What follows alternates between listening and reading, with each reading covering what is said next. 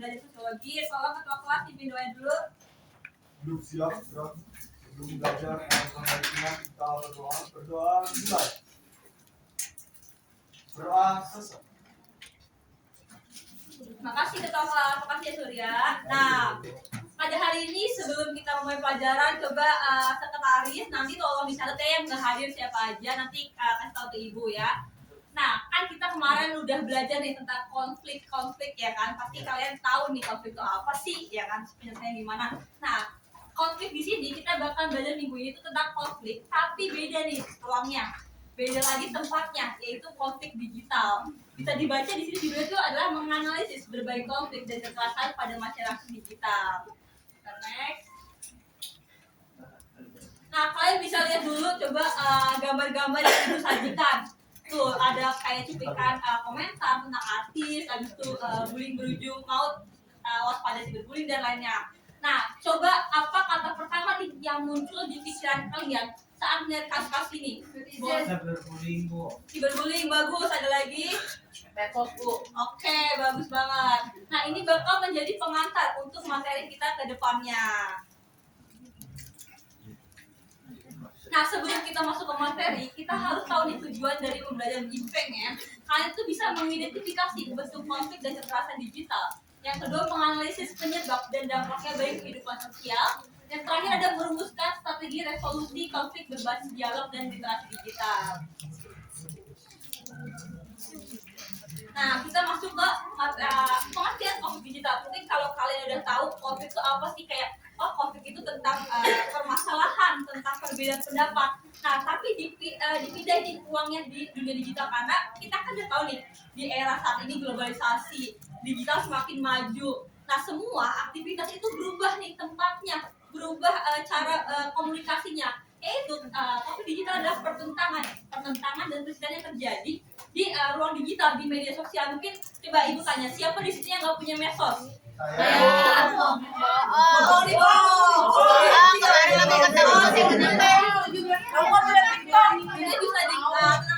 Mungkin bisa dikatakan hampir semua masyarakat Indonesia punya medsos ya kan. Nah, itu di ruang tersebut kadang menjadi konflik, entah kita sadari atau nggak kita sadari. Anak-anak coba dulu. Nah, sebelum itu kalian tahu nggak contoh konflik digital atau yang pernah kalian tahu gitu? Ada yang tahu atau pernah kalian alami atau kalian lihat secara nggak sadar menjadi korban? Saya pernah? Saya korban. Saya waktu itu pernah post foto tapi di komen jahat sama Dira. Oh, Dira. Oke, terima kasih Alvia. Nah, contoh konflik digital mungkin kalian pernah tahu, pernah lihat, tapi kalian nggak sadar karena konflik digital ini itu kan jangkauannya lebih luas dan juga kadang-kadang kita nggak sadar. Nah, contoh pertama itu ada cyberbullying, di mana cyberbullying itu kan kalau familiar kata bullying, ya kan? Mungkin udah diajarin dari kalian SD bullying itu apa sih, ya kan? Nah, bedanya cyberbullying ini beda tempat. Kalau cyberbullying ini itu di lingkungan digitalnya. Cyberbullying adalah perundungan atau intimidasi yang dilakukan melalui media digital. Mungkin kalau kalian pernah lihat atau lihat video, kalian coba cek deh komentarnya. Tuh pasti ada aja yang melakukan bullying di komentar tersebut karena ibu lihat banyak sekali hal-hal tersebut dan kalian harus aware terhadap hal tersebut. Nah, selanjutnya ada ujaran kebencian atau hate speech. Ujaran kebencian itu adalah pemberian atau menyudutkan nih suatu kelompok atau tertentu atau mungkin suatu agama tertentu.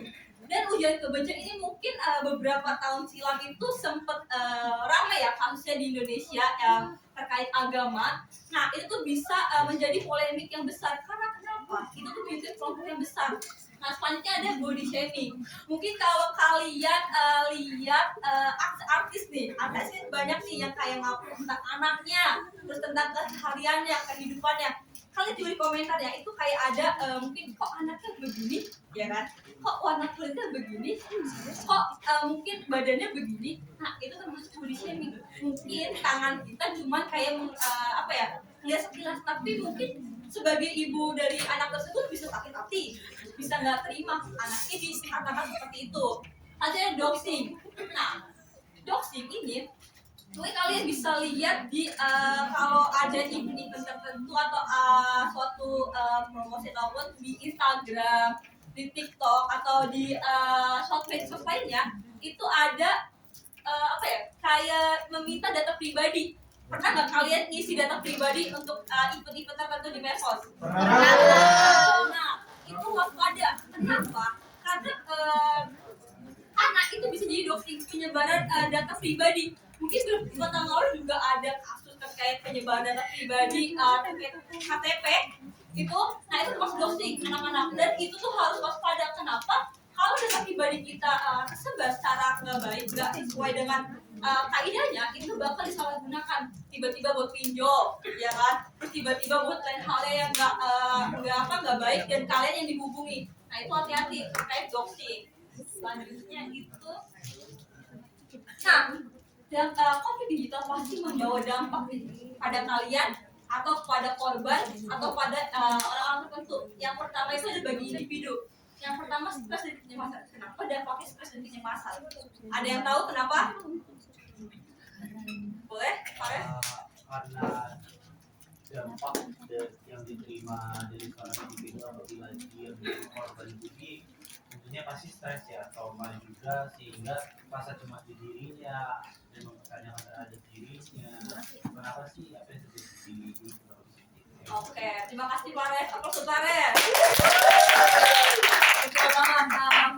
Dampak bagi individu pasti stres dan kecemasan. Kenapa? Ini kita kalau di spontannya gini, kalau pusat gitu, itu aja udah dipikirin kan, udah kayak emang iya, gue harus gimana? Nah itu aja udah seperti itu, apalagi ini di digital, dimana semua orang bisa ngeliat, semua orang bisa baca, dan itu bakal jadi dampak psikologis yang besar. Nah habis itu hilang kepercayaan diri. Nah karena tadi udah ada komen-komen negatif terkait hal-hal yang mungkin seharusnya nggak diberikan kepada si pelaku, nah itu jadi hilang kepercayaan diri anak-anak. Kenapa kayak kok jadi begini, nggak mau upload lagi, nggak mau berkarya lagi. Nah itu jadi hilang rasa kepercayaan diri. Selanjutnya takut berinteraksi, itu turunan dari yang sebelumnya. Jadi takut berinteraksi itu karena dia tadinya udah mau enjoy dengan dunia medsosnya, udah mau berkarya di medsosnya, jadinya dia enggan lagi nih karena ya itu karena si pelaku yang nggak bertanggung jawab itu dengan ketikannya yang sangat mungkin bisa dibilang jahat yang menghancurkan mental seseorang, itu membuat orang-orang si korban takut berinteraksi entah di medsos lagi atau di real life-nya atau di dunia nyatanya anak-anak. Selanjutnya itu ada, nah nggak hanya bagi individu tapi juga bagi masyarakat dampaknya, yaitu ada menimbulkan permusuhan. Kan tadi udah ya kayak ada ujaran kebencian, itu kan bagi masyarakat luas ya kan. Nah menimbulkan permusuhan karena tadi misalnya tadi aja ujaran kebencian itu kan menyudutkan suatu kelompok etnis agama, itu kan udah bikin kacau ya kan, udah bikin itu masalah masyarakat luas. Nah itu bisa menimbulkan permusuhan. Misalnya suatu etnis ini menjelekkan etnis ini ya kan, dan itu bakal jadi permusuhan antar etnis. Selanjutnya ada mengganggu keharmonisan sosial. Nah karena ada tadi bersinggungan yang tidak baik, yang negatif, keharmonisannya ada itu jadi buruk dan jadinya nggak baik-baik aja. Nah selanjutnya menyebarkan budaya kekerasan verbal di ruang digital.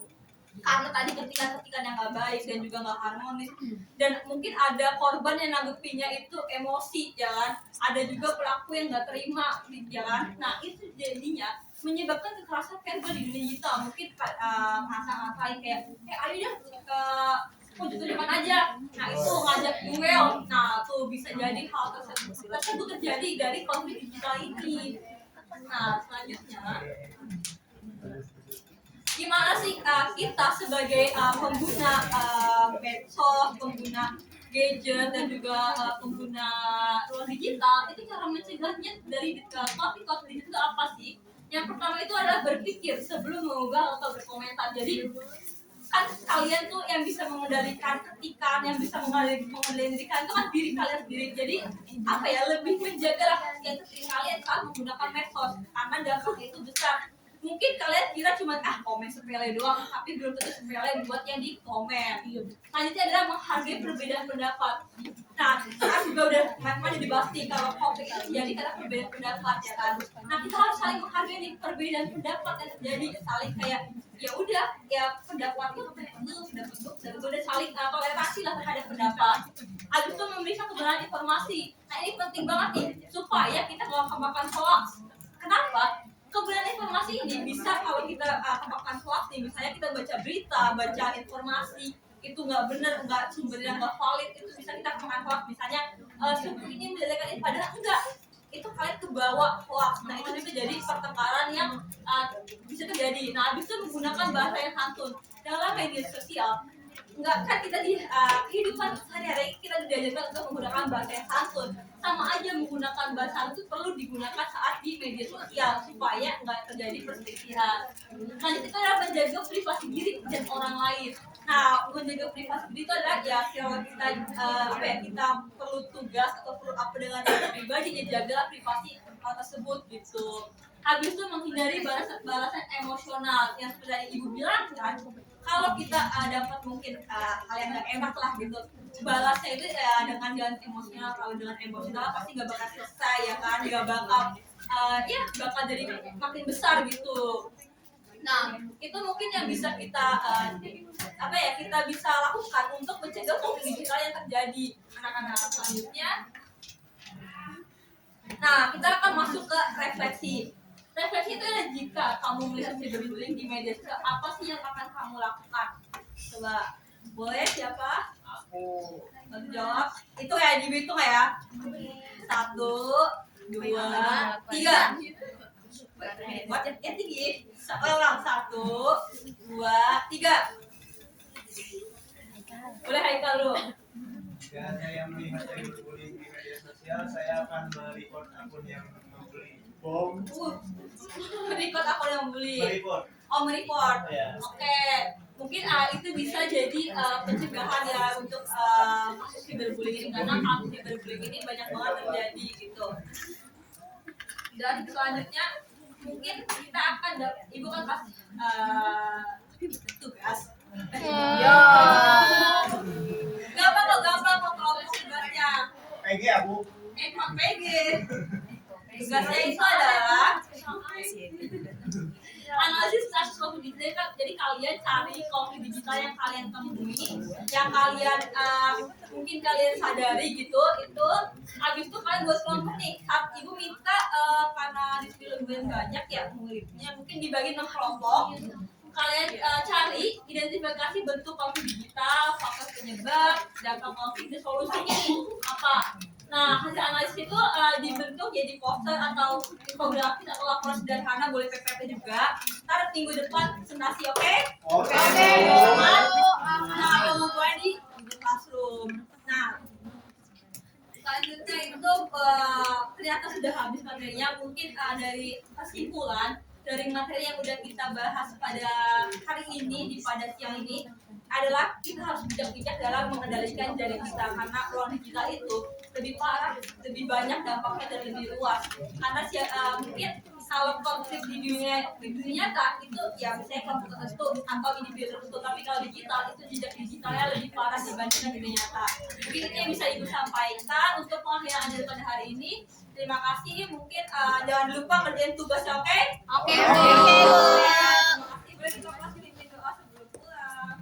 Siap ya. Sebelum pulang anak baiknya kita berdoa. Berdoa selesai.